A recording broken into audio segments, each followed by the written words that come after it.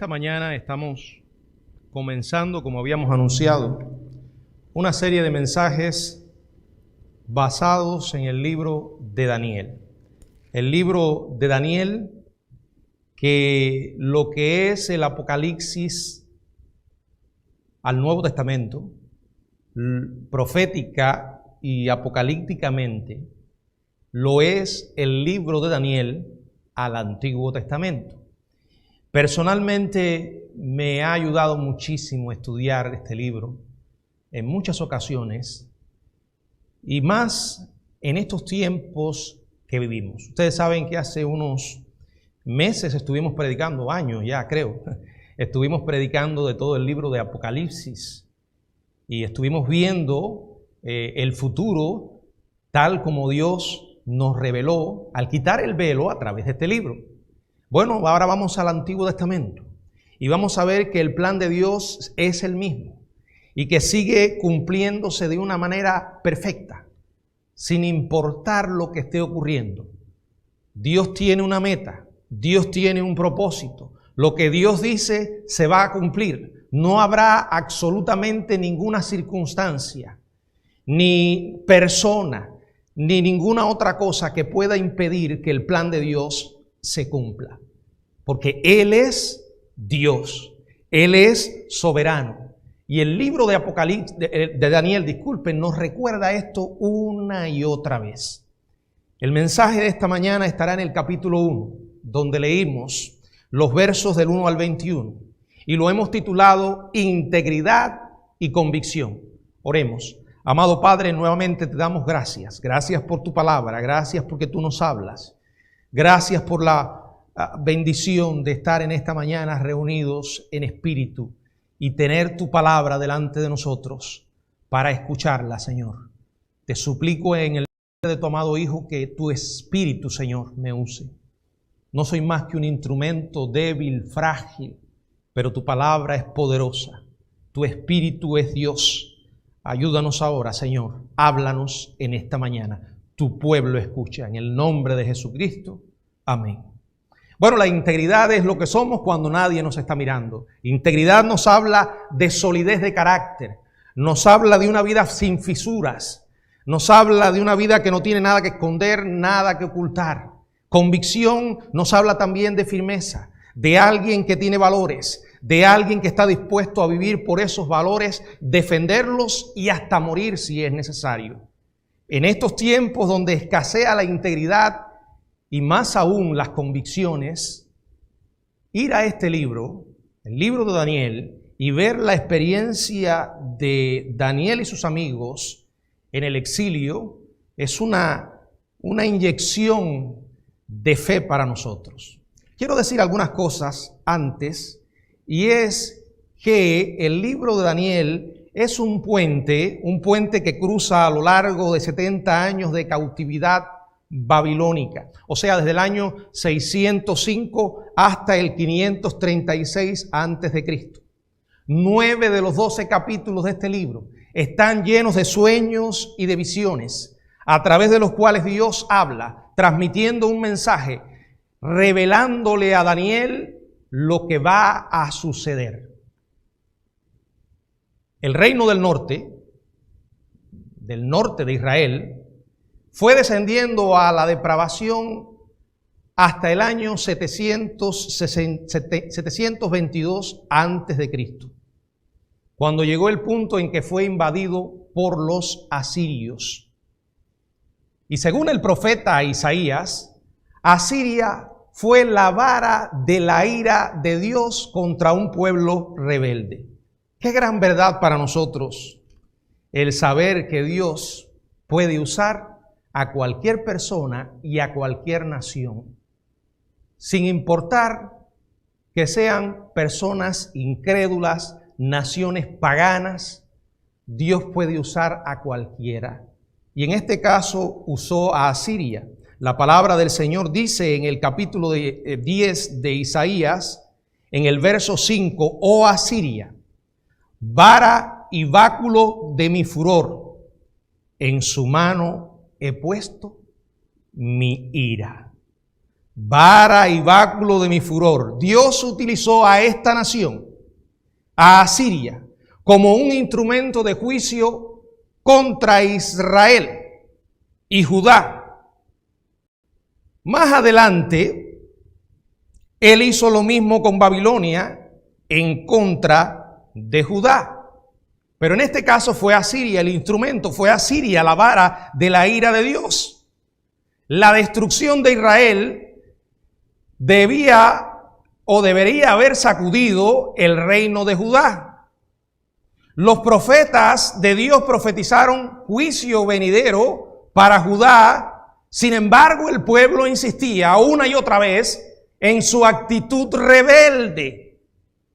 Es realmente asombroso la capacidad de los hombres y de las naciones para permanecer indiferente ante las evidencias del Dios vivo, ante los mensajes que ese Dios vivo envía una y otra vez.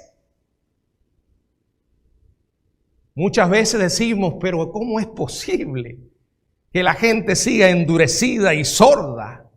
¿Cómo es posible que la indiferencia siga marcando la conducta de seres humanos y de naciones? Esto no es nada nuevo. Desde los tiempos bíblicos, desde la historia misma de Daniel, lo vemos. Y Judá siguió indiferente. Las advertencias de Dios no fueron escuchadas hasta que la espada del juicio cayó sobre ellos. El libro de Daniel, en el capítulo 1, verso 2, nos presenta el tema de todo el libro.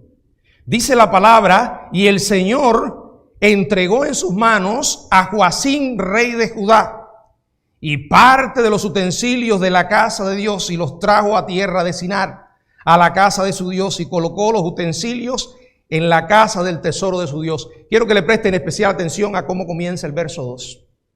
Y el Señor entregó en sus manos. Este es el tema de todo el libro, la soberanía de Dios. Cuán importante es que nosotros recordemos esa gloriosa verdad.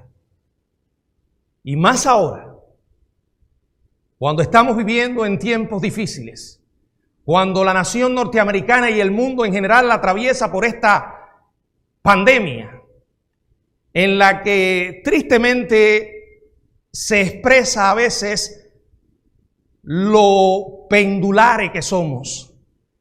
Voy a explicarme a qué me refiero. Que debido a la falta de confianza en Dios, a veces nos vamos a los extremos.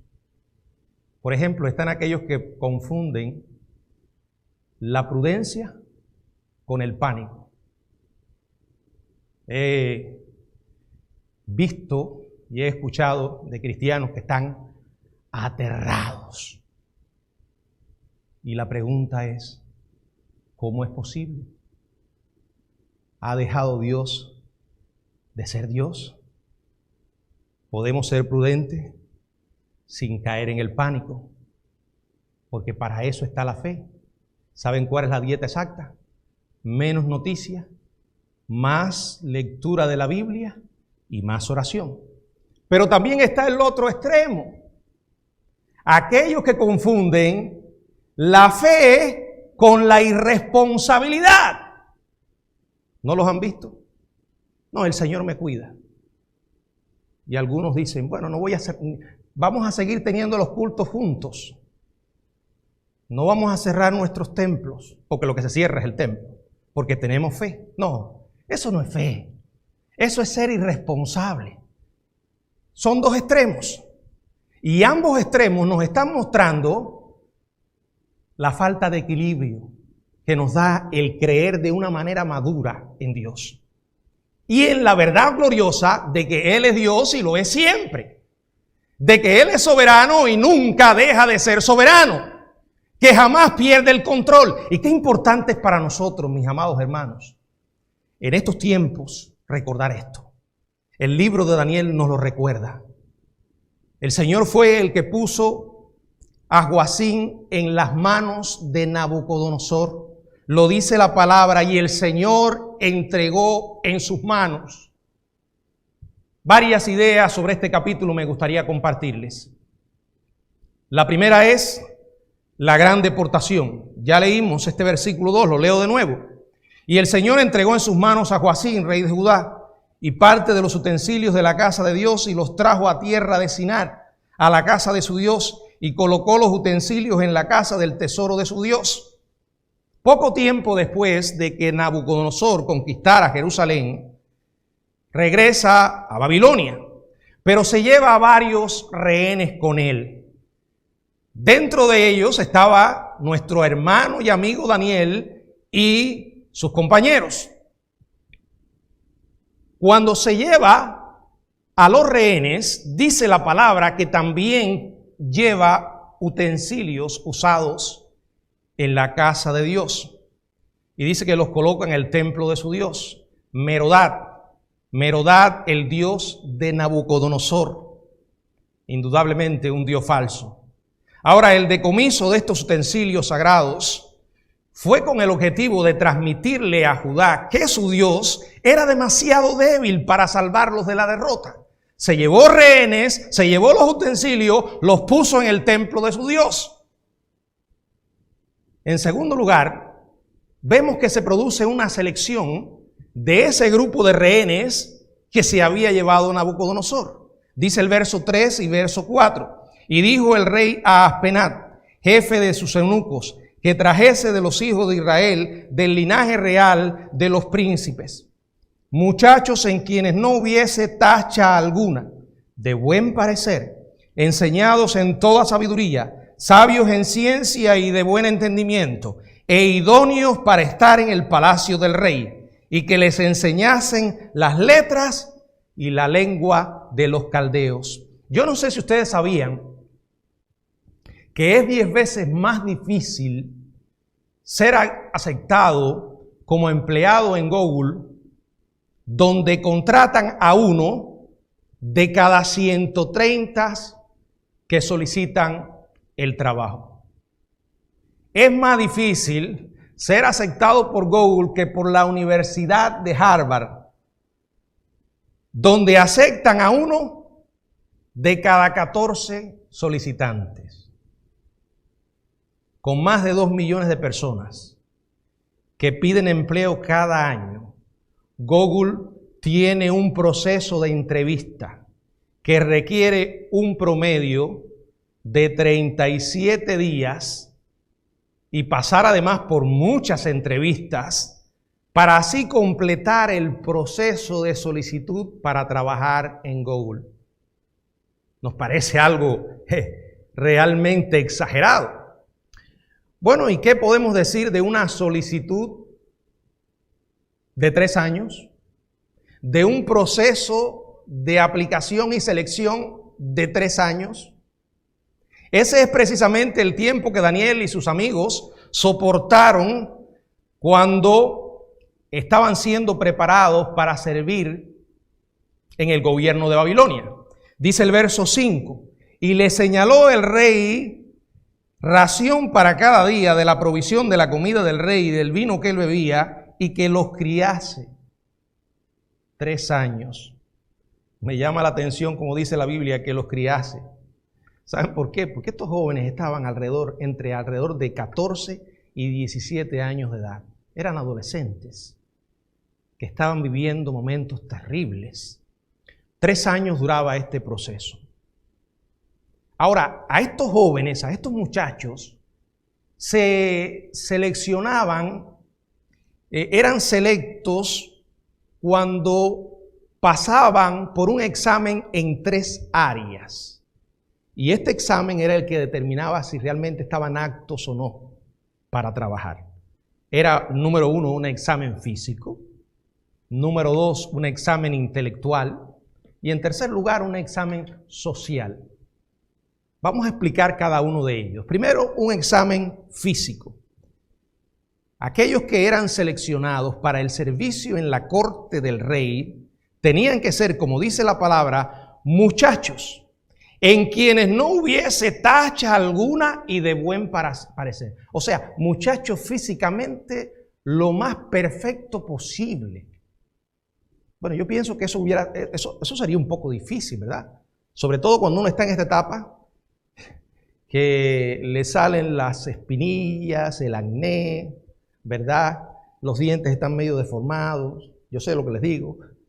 Pero ellos tenían que hacer una selección en que estos muchachitos físicamente fueran lo mejor. Aparte de eso, que fueran jóvenes sanos. Y como dije, la edad oscilaba entre 14 y 17 años. Fuertes y bien parecidos. Estos cautivos tenían una edad especial. ¿Saben para qué?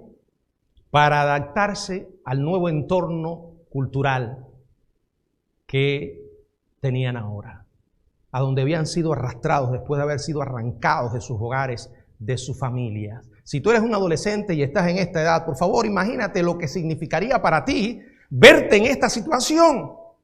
Que de pronto te sacaran de tu casa, de tu hogar con tus padres, que aunque te parecen hoy un poquito majaderos, porque te aman y se preocupan por ti, te saquen de ahí, te saquen de tu tablet, de tu celular, de los juegos electrónicos y te lleven bien lejos.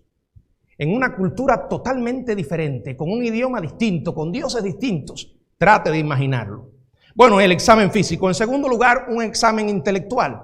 Dice la Biblia que estos jóvenes debían ser enseñados en toda sabiduría, sabios en ciencia y de buen entendimiento. O sea, además de buen parecer, de apariencia física saludable, tenían que ser inteligentes y tenían que ser capaces de aprender y aprender rápido. En tercer lugar, un examen social. Estos jóvenes iban a trabajar en el palacio del mismo rey. Iban a la Casa Blanca de Babilonia a trabajar directamente allí con el presidente. Y en su presencia, miren el verso 4, muchachos en quienes no hubiese tacha alguna. Bueno, dice, quiero avanzar un poquito, e idóneos para estar, ¿dónde? En el palacio del rey. O sea, buen porte, buenos modales, una personalidad atractiva para poder moverse en un ambiente aristocrático sin ocasionar vergüenza. Pero sigamos mirando. También tenían que tener un currículo para su educación. Dice el verso 4, y que les enseñasen las letras y la lengua de los caldeos. El curso de capacitación de estos jóvenes, que como dijimos era de 3 años, incluía la lengua caldea, la literatura y el conocimiento de Babilonia. Incluía además astronomía, astrología, arquitectura, religión. Algunos estarán pensando, ¿qué es eso de la lengua caldea? Si estamos hablando de Babilonia. Bueno, otro nombre para Babilonia es caldea. Y es una palabra que se asocia directamente con la magia y la adivinación. Estos jovencitos fueron arrancados de su tierra a aprender un nuevo idioma y aceptar y creer en una nueva religión. Difícil, ¿verdad? Bueno, si algo tenían de favorable en ese momento es que los jóvenes en esa edad tienen una capacidad asombrosa para dominar los idiomas. Daniel y sus amigos recibirían educación en un entorno altamente sofisticado, pero profundamente pagano.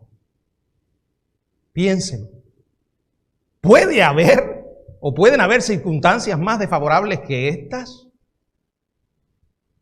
Difícil, pueden haber, pero es difícil. Estaban en un entorno adverso. Piénselo, amado jovencito que me estás mirando. Tu vida te ha sido magníficamente buena. No has pasado trabajo, vives en un país libre, con padres que te aman y que hacen todo el esfuerzo por suplir tus necesidades. Estos muchachos se vieron de pronto en algo sumamente duro. Ahora, aparte de todo esto, aquellos que arrastraron a estos muchachos a Babilonia estaban decididos a lavarles el cerebro. Y entonces comenzaron una especie de campaña para seducirlos. Miren el verso 5 hasta el 7. Y le señaló el rey ración para cada día, de la provisión de la comida del rey y del vino que él bebía, y que los criase, porque realmente no estaban todavía terminados de criarse, 3 años, para que al fin de ellos se presentasen delante del rey. Entre estos estaban Daniel, Ananías, Misael, Azarías, de los hijos de Judá. A estos el jefe de los eunucos puso nombres. Puso a Daniel, Belsasar, a Ananías, Sadrat, a Misael, Mesad, y a Azarías, Abed-nego.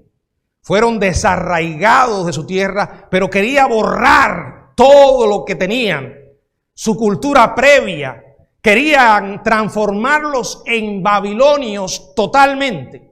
Y para hacerlo, hicieron 3 cosas. La primera, lo sometieron a la castración.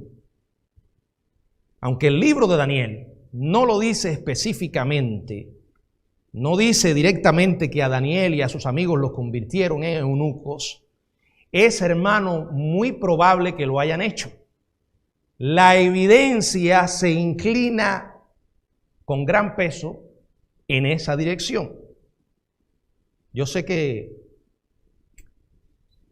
la novelita de Daniel por ahí que proyectaron pone a Daniel que se casa. La Biblia no dice nada de eso.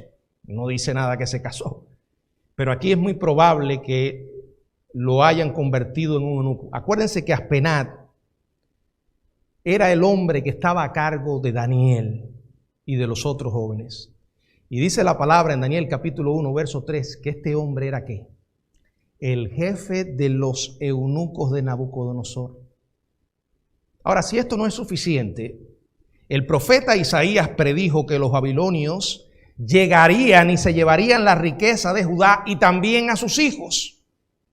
Y dice el segundo libro de Reyes, en el capítulo 20, 16 al 18, los harán eunucos que servirán en el palacio del rey de Babilonia. Quiero que vayamos al libro de Isaías, por favor, y veamos el capítulo 39, verso 7. Isaías capítulo 39, verso 7. De tus hijos que saldrán de ti y que habrás engendrado, tomarán y serán eunucos en el palacio del rey de Babilonia. Probablemente esto incluyó la castración física. Qué experiencia para unos adolescentes. En segundo lugar, los coaccionó. Dice el verso 5, primera parte, y le señaló el rey ración para cada día de la provisión de la comida del rey y del vino que él bebía. O sea, estaban buscando que estos muchachos se volvieran dependientes de la comida y la abundancia del rey, de la comida y la bebida del rey. En tercer lugar, los asimiló. Nabucodonosor ordenó que sus nombres hebreos desaparecieran y que fueran reemplazados por nombres relacionados con diversos dioses babilónicos. Dice el verso 6 y 7.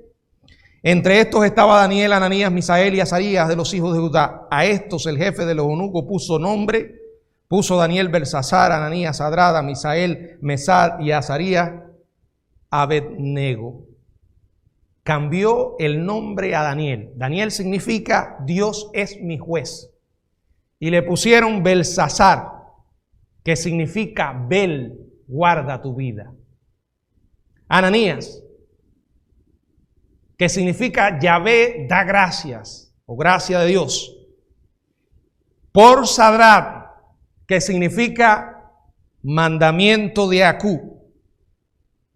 Acú era el dios babilónico de la luna. Y le pusieron a Ananías este nombre en honor a Acú. Misael, que significa quien como Dios. Se le puso el nombre de Mesad, quien como Acú. Y cambió a Azarías, que significa Yahvé o Dios es mi ayudador, por Abed-nego. O sea, siervo de Nebo, en honor al segundo dios más importante de Babilonia, que era Nebo. ¿Entienden? Era un proceso muy exhaustivo de lavado de cerebro. Querían reprogramarle el disco duro a estos muchachos, convertirlos en babilonios. Nabucodonosor quería que se olvidaran de Jerusalén, que se olvidaran de su Dios, que se olvidaran de su templo, de su herencia, de su cultura judía. Querían borrar sus recuerdos. Yo titulo el mensaje Integridad y Convicción, porque a pesar de los esfuerzos de estas personas paganas, enemigas de Dios, por borrar estas convicciones y estos valores a estos adolescentes, no lo lograron. ¿Están nuestros adolescentes, nuestros jóvenes, realmente preparados para, si se vieran en circunstancias similares, permanecer en pie con firmeza? A veces se me estruja el corazón porque veo tanta falta de convicción y de integridad en gente vieja y también en jóvenes que no saben ni en lo que creen ni por qué lo creen. Que si las cosas realmente se les pusieran difíciles, no son capaces de permanecer firmes, porque no hay integridad, no hay convicción. Estamos viviendo un cristianismo mediocre y eso es lo que transmitimos a aquellos que nos siguen. Piensa tú, querido joven, si te pasara de pronto esto, ¿seguirías como ellos? Si duda que todavía ellos eran los mismos espiritualmente, sígame ahora a esta extraordinaria decisión que tomaron. Casi inmediatamente, después de llegar a Babilonia, estos jóvenes se enfrentaron a una enorme presión por darle las espaldas a Dios. No era la presión de sus amiguitos en la escuela, de los compañeros de trabajo, de aquellas amistades con las que se relacionaban. No es esa presión a la que algunos jóvenes se someten hoy y no son capaces de mantenerse firmes porque no hay convicciones, no hay valores. No, la presión a la que ellos fueron sometidos era la presión de un país extranjero, de un gobierno extranjero, despiadado, cruel, que las consecuencias serían la vida de ellos mismos. Sin embargo, quiero que vean cómo enfrentaron la crisis. Verso 8. Y Daniel propuso en su corazón no contaminarse con la porción de la comida del rey, ni con el vino que él bebía. Pidió, por tanto, al jefe de los eunucos que no se le obligase a contaminarse. Para Daniel y sus amigos, consumir esa comida, beber eso, habría sido incorrecto por dos razones. Primero, los alimentos no habían cumplido las normas sanitarias y rituales que eran requeridas por la ley judía y que aparecen muy claramente descritas en el libro de Levíticos en el capítulo 11. Eso era lo primero. Segundo, mucha de la comida y bebida se había dedicado como ofrenda a dioses paganos, a ídolos. Y Daniel se propuso no contaminarse con esa comida al consumirla. Si él hubiera transigido, si Daniel hubiera cedido, amados hermanos, tú y yo hoy no pudiéramos estar disfrutando de este maravilloso libro.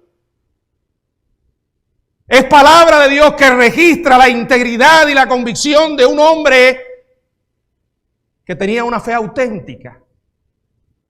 Alguien que había tomado muy en serio a Dios. No era alguien que estaba jugando a la fe. Era alguien que amaba a Jehová con todo su corazón. Miren la petición, verso 8. Ya lo leímos. Pidió al jefe de los eunucos que no le obligase a contaminarse. Y puso Dios, porque el Dios en el cual creemos nunca nos abandona cuando las cosas se nos ponen difíciles.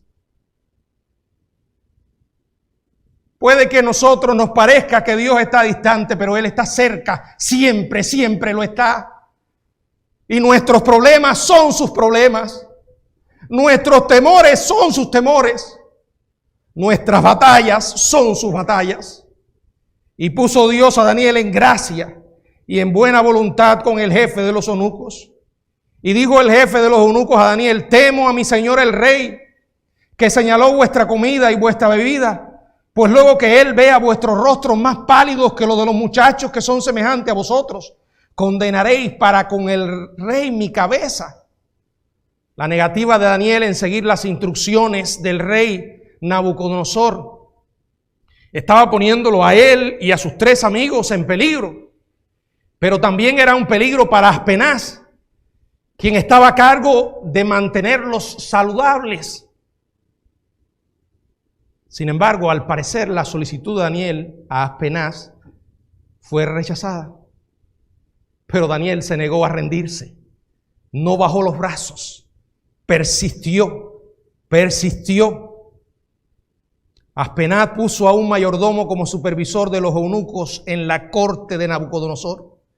Y entonces Daniel insiste y le hace nuevamente la pregunta al mayordomo.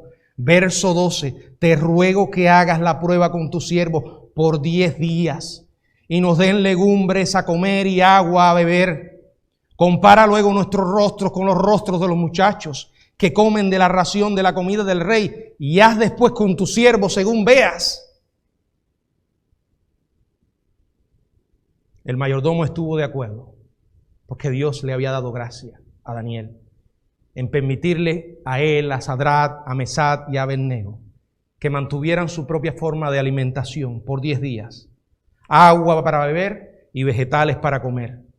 El mayordomo los revisaría en 10 días para comprobar si estaban realmente fuertes y saludables, como aquellos que comían en las comidas de los banquetes del rey.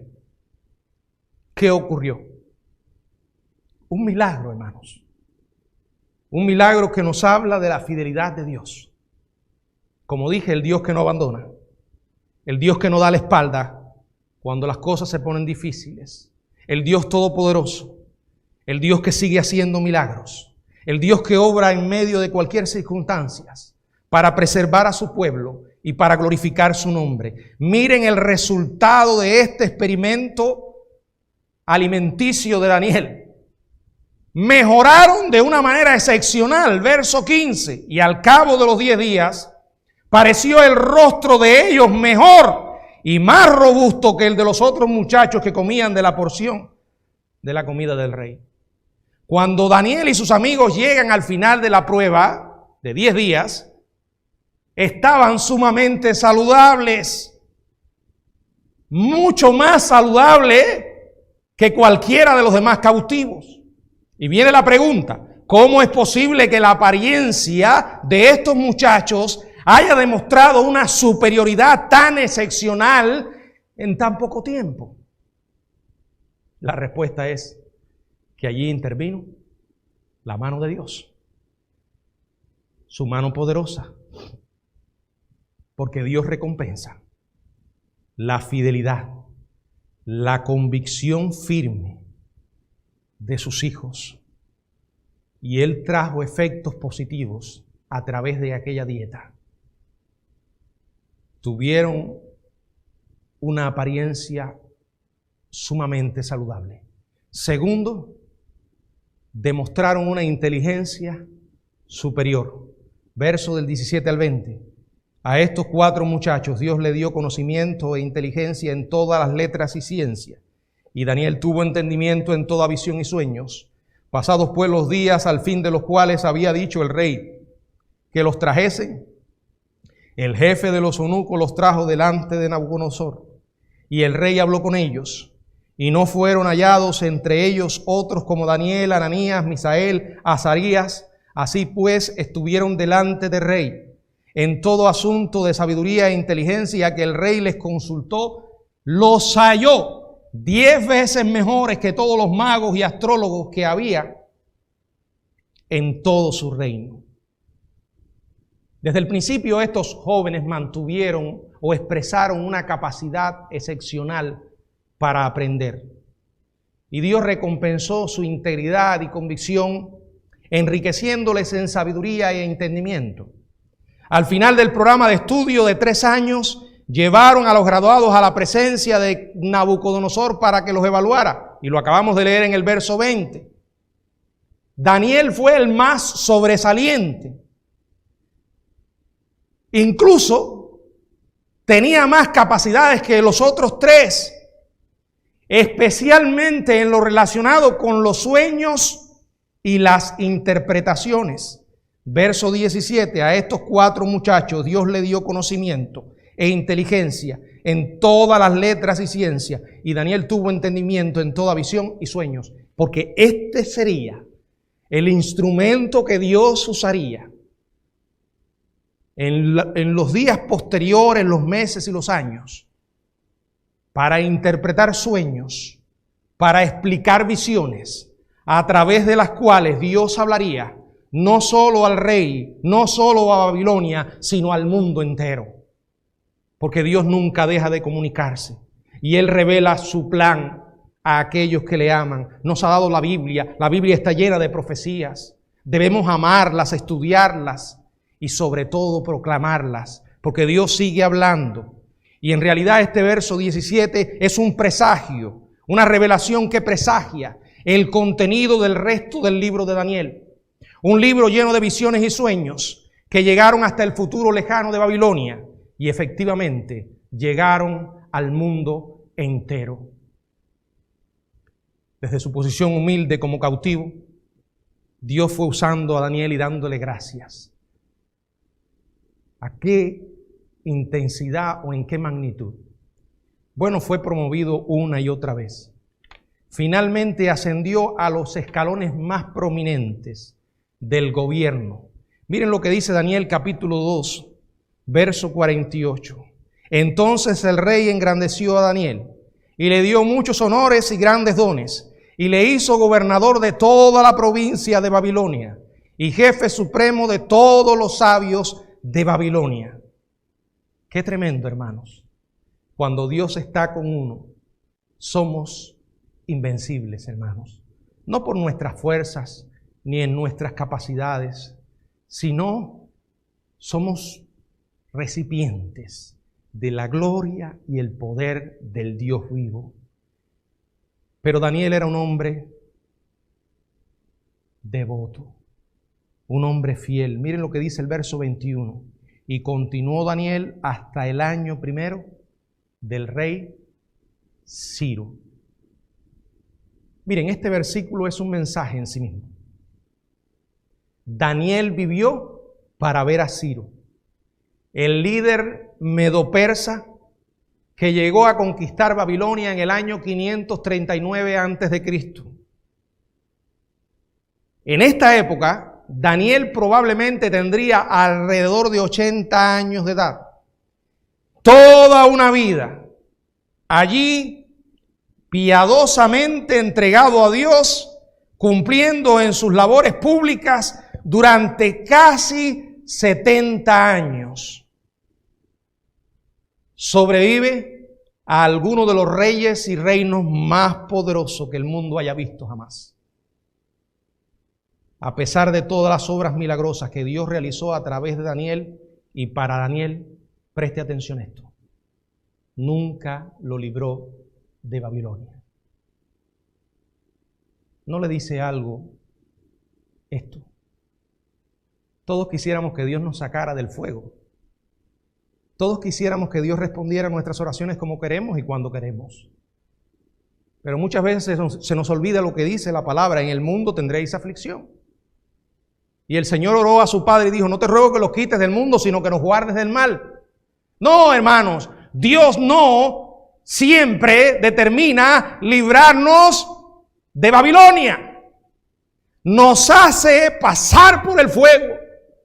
Nos promete que estará con nosotros, pero no nos exime de las adversidades. Usted y yo estamos aquí hoy enfrentando estas circunstancias excepcionales. Van a pasar, tengo la seguridad. Pero también tengo la firme convicción de que vendrán otras. Porque Dios no miente, la palabra de Dios es real. Y si usted conoce algo de profecía, sabe lo que viene. Desde el punto de vista humano, no hay razón para ser optimistas. Porque las cosas no solo están malas, la Biblia dice que se pondrán peores. Pero desde el punto de vista espiritual, desde nuestra perspectiva como hijos de Dios, tenemos todas las razones del mundo para ser optimistas.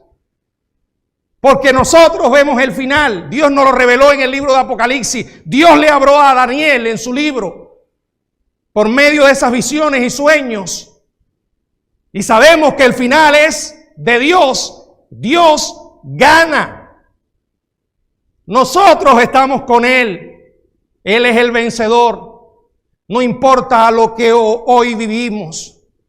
Por eso no tenemos razones ninguna para dejarnos apresar, envolver por los tentáculos del miedo. Si Dios es por nosotros, ¿quién contra nosotros? Pero recuerde siempre esto, Daniel vivió prácticamente toda su vida como un cautivo en una cultura que era hostil a su fe. Y el mensaje del libro de Daniel no es que Dios quitará toda clase de opresión en nuestra vida. Más bien es una promesa de que Dios nos mantendrá en victoria y seguirá siendo fiel a sus promesas aún en las circunstancias más difíciles. Ahora, hermanos, esto es o lo tomamos o lo dejamos, o lo creemos o no lo creemos. O Dios es real o no lo es. La decisión es nuestra. Daniel vivió en una cultura pagana y aún así no se dice ni una palabra negativa de él en toda la Biblia.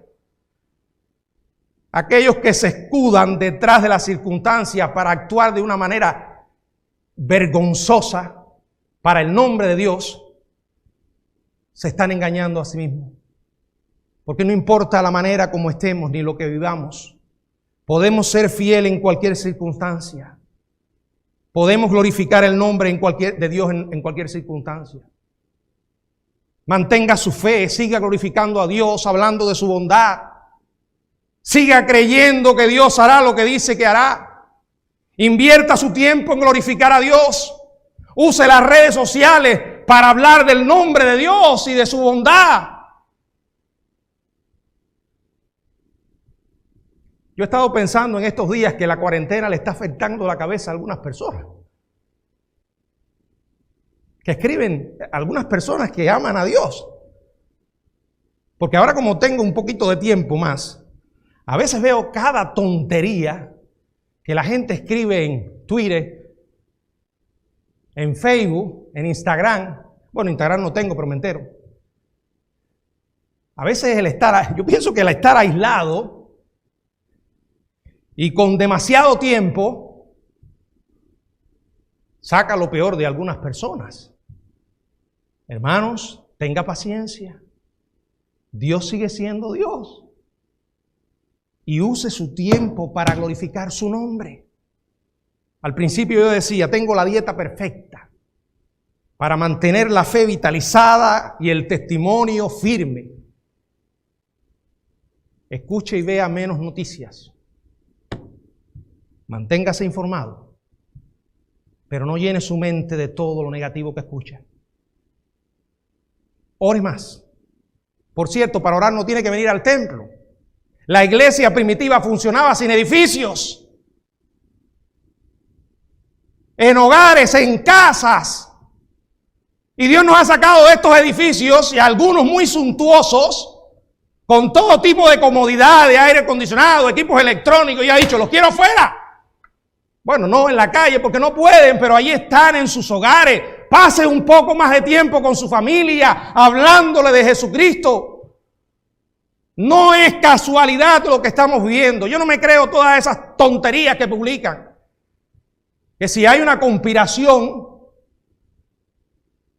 miren, hermano, hay personas que son tan crédulas, pero no para el Señor, sino para creerse toda tontería que la gente publica por ahí.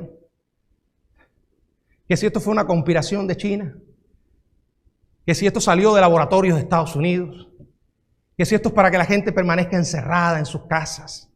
Escuche lo que le voy a decir. No sé cómo surgió. Y realmente no me interesa. Lo que me importa es que Dios lo permite. Y va a terminar cuando Él diga, ya. A veces pensamos, ¿qué le está enseñando Dios al mundo? ¿Y por qué no nos preguntamos qué nos está enseñando Dios a nosotros? Muchas veces olvidamos que dice la palabra que el juicio de Dios comienza por su casa. El punto no es atravesar adversidades, sino atravesarlas y aprender de ellas. Dios nos tiene aquí para un propósito. Y cuando Dios determine que se acabó, hermanos. Nos podemos ir por el coronavirus, nos podemos ir por un gripe, nos podemos ir con una aceituna que se nos atraviesa en la garganta, nos podemos ir por un infarto viendo noticias, o nos podemos ir plácidamente en una noche en que nos acostamos. Él sabe. El punto es, nos tiene aquí y necesitamos iluminar. Por eso termino este mensaje con 3 principios que puedo sacar de este libro. Principios para hoy. Daniel tuvo un ministerio prolongado, una vida que cruzó 13 reyes y 4 reinos. Nuestro legado puede permanecer y debe permanecer hasta que Cristo venga, que por cierto va a venir. Pero para seguir siendo fieles necesitamos hacer 3 cosas. Número 1, tener convicciones. Dígame qué cree usted. Mejor dígame en quién ha creído. Daniel decidió que él no se iba a contaminar. Aunque la gente hoy se ale los pelos y se endrogue, yo sigo creyendo que Dios es Dios y que Él cuida de mí. Aunque todo el mundo haga lo incorrecto, yo debo seguir haciendo lo correcto. Aunque todos se contaminen, yo sigo creyendo que lo que Dios dice es verdad. Aunque Daniel, exiliado en Judá, su corazón aún estaba bajo el control del león de la tribu de Judá. No diluya su influencia transigiendo en una sociedad impía. Siga creyendo en su Dios. Trate de conocerlo cada día más. Por cierto, nunca en esta tierra vamos a terminar de conocer a Dios. ¿Cómo lo puedo conocer? En la Biblia, orando, hablando con Él. Solo aquellos que conocen a Dios van a permanecer en pie cuando la presión se haga insoportable. Se requieren personas adecuadas junto a nosotros. Dime con quién anda y te diré quién eres. Las malas compañías corrompen las buenas costumbres. Busque amigos, gente que ame a Dios. Oren unos por otros, apóyense unos a otros, pida fortaleza para ellos. Una de las cosas que hemos sufrido en este tiempo es que no podemos congregarnos y la comunión hace falta. Sin embargo, la comunión espiritual puede permanecer. Si tenemos deseo de ver a un hermano, llámelo y escuche su voz. Si tiene deseo de que sus hermanos lo vean, tírese una foto y mándesela. Esto es temporal, hermanos.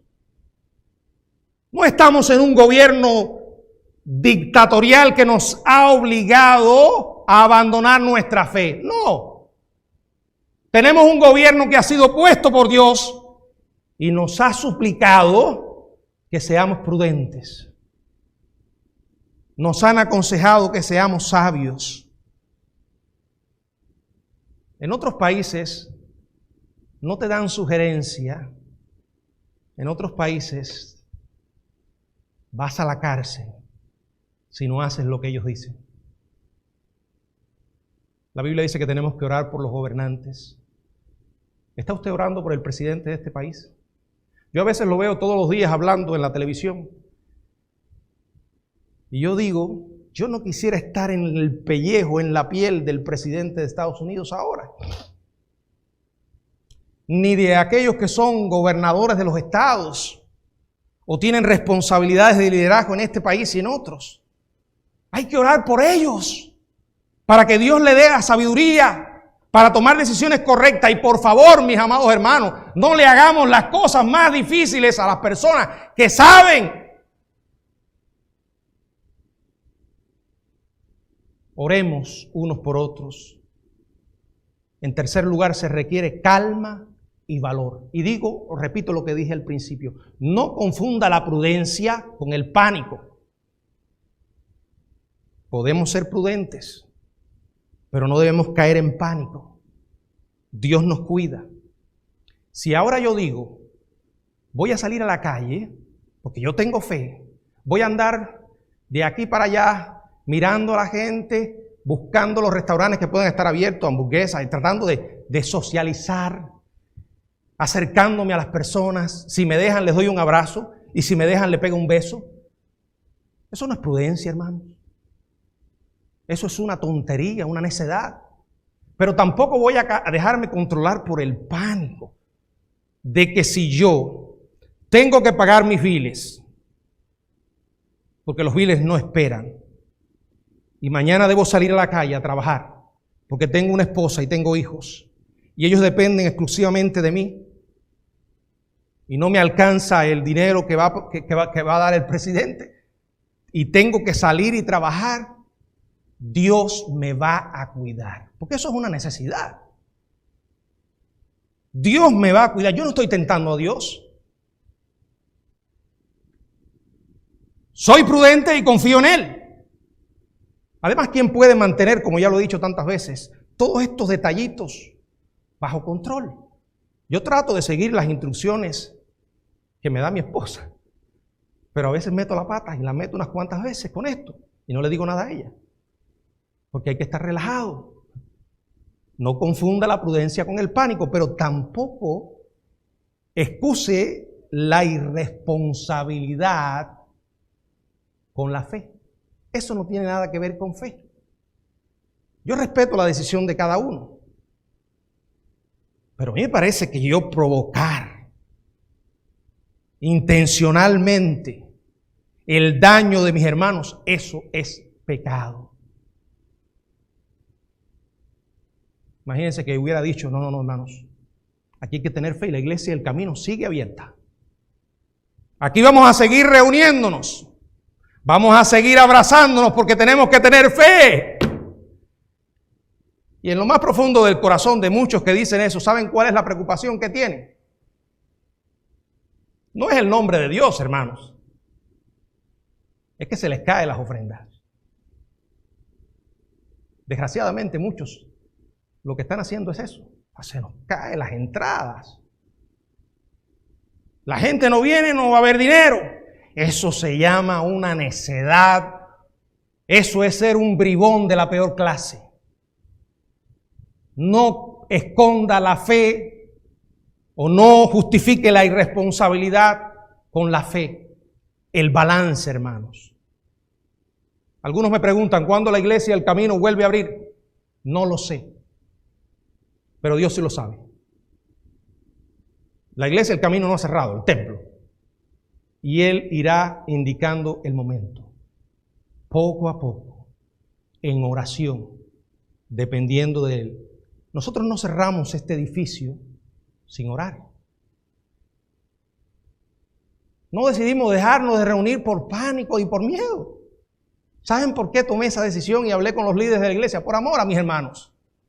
Porque el domingo anterior, cuando todavía nos reunimos y mandamos una carta diciéndole a los hermanos, por favor, tengan cuidado, algunos hermanos ancianos vinieron.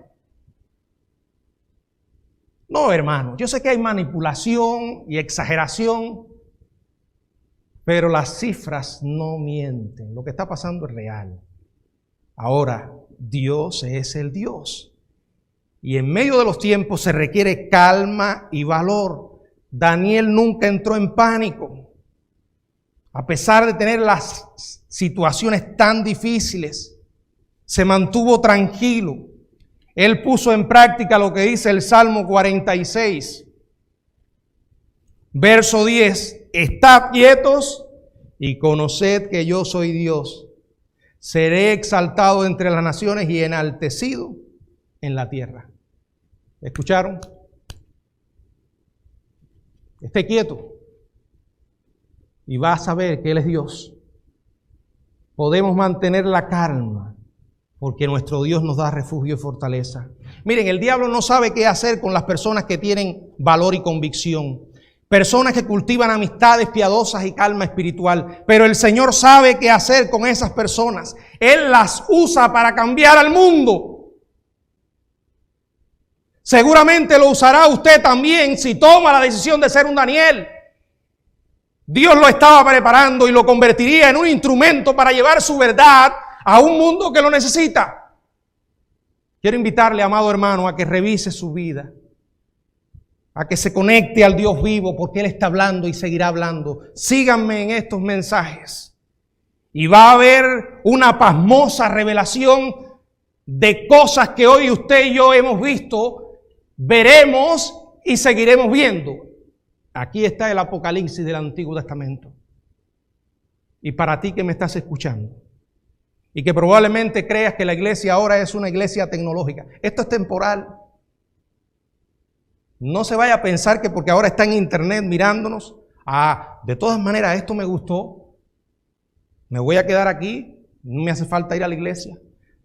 Si puede ir a la iglesia y no va, eso es desobediencia. Porque no hay tal cosa como un cristiano solitario. No hay tal cosa como una iglesia cibernética, como una iglesia en Facebook. No, la comunión hace falta. Cuando llegue el tiempo, volveremos a reunirnos. Seguiremos adelante, esperando en Dios. Si tú estás escuchando este mensaje y aún no le has pedido perdón a Jesucristo, ni te has reconciliado con Él, este es el momento. Lo que vas a escuchar en los próximos mensajes te va a demostrar que la Biblia es palabra de Dios y que el Dios de la Biblia tiene un propósito. Porque todo lo que está pasando hoy, escúcheme bien, y lo que va a pasar, ya Dios lo ha revelado. Solo Él tiene la capacidad para develar el futuro y decirnos lo que va a ocurrir. Dios es Dios y sabe todas las cosas. ¿Qué esperas para pedirle perdón y aceptar a su Hijo que murió en la cruz por ti? Allí donde estás, habla con Él.